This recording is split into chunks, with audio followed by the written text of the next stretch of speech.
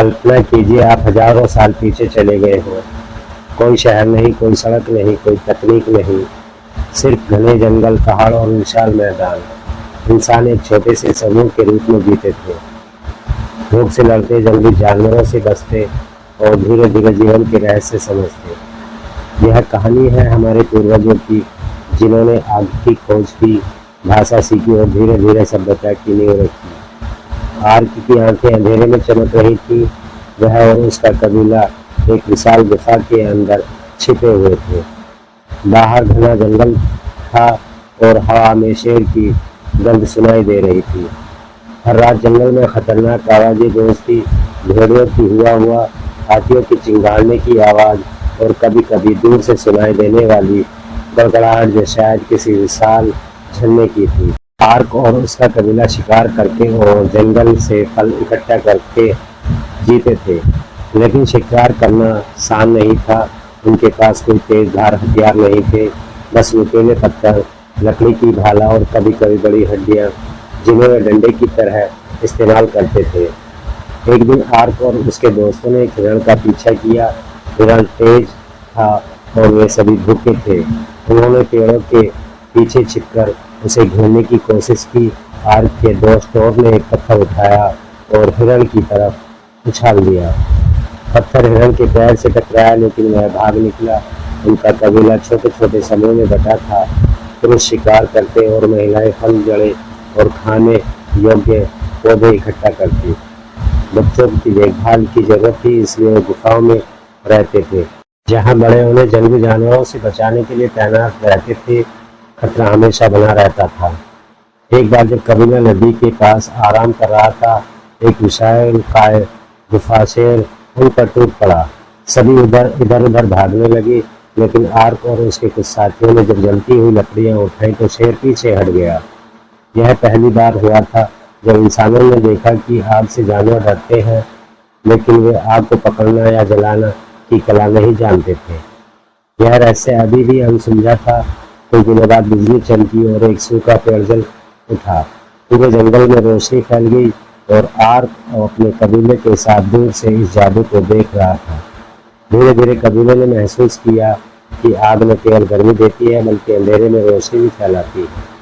सबसे महत्वपूर्ण बात, इससे जंगली जानवर दूर रहते थे, लेकिन आग को कैसे जलाया जाए। उन्होंने देखा कि जब दो पत्थरों को जोर जोर से टकराया जाता था, तब छोटी छोटी चिंगारियां निकलते थे। फिर उन्होंने सूखी घास और पत्तों पर पत्थर रगड़ना शुरू कर दिया। यह आसान नहीं था, लेकिन महीनों के प्रयास के बाद आर्क ने पहली बार आग जलाई। पूरा कबीला खुश हो गया। अब वे रात में ठंड से बच सकते थे और सबसे महत्वपूर्ण बात, वे अब कच्चा मांस खाने के बजाय उसे पका सकते थे। आग ने इंसानों को ताकत दी। यह उनका पहला बड़ा आविष्कार था। अब जब उनके पास आग थी तो शिकार करना थोड़ा आसान हो गया था, लेकिन वे अभी भी हाथ से पत्थर फेंकने पर निर्भर थे। यह हमेशा काम नहीं करता था। एक दिन आर्क ने देखा कि अगर पत्थर को नुकीला करके लकड़ी से बांधा जाए तो यह एक भाला बन सकता है।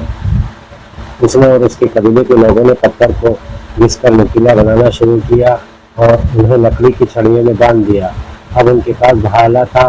पहली बार उन्होंने एक बड़े हिरण का सफलतापूर्वक शिकार। यह एक बड़ी जीत थी। अब उनके पास ज्यादा खाना था और उन्होंने पहली बार महसूस किया कि मिलकर काम करने से ज्यादा सफलता मिलती है। शिकार की सफलता ने कबीले को और करीब ला दिया, लेकिन एक और बड़ी चीज बदल रही थी। वे अब ज्यादा प्रभावी तरीके से एक दूसरे से बात करना सीख रहे थे। पहले सिर्फ इशारों और आवाज का इस्तेमाल करते थे, लेकिन अब उन्होंने छोटे छोटे शब्द बनाना शुरू किया। आग, भाला, शेर और पानी जैसे शब्द उनके जीवन का हिस्सा बनने लगे। धीरे धीरे यह भाषा और जटिल होती गई। अब वे कहानियां सुना सकते थे, अपना अनुभव बांट सकते थे और एक दूसरे को सिखा सकते थे। यही वह पल था जब इंसान वास्तव में इंसान बना। एक रात आर्क ने एक गुफा की दीवार पर अपनी उंगलियों से मिट्टी लगाई और एक भैंस का चित्र बनाया।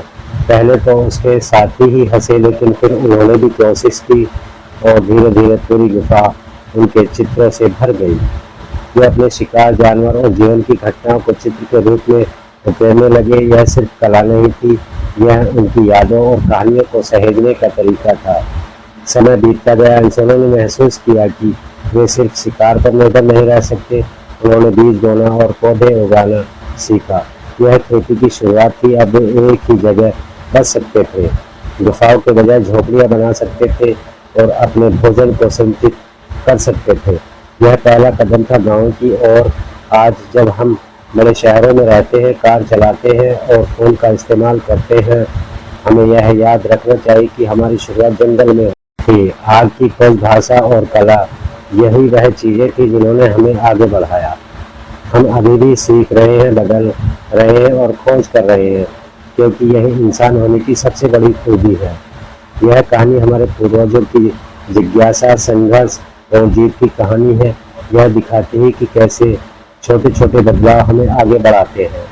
अगर आपको यह कहानी पसंद आई हो तो इसे अपने दोस्तों के साथ साझा करें और सोचें, अगर वे आदि मानव यह कर सकते थे तो हम क्या कर सकते हैं। धन्यवाद।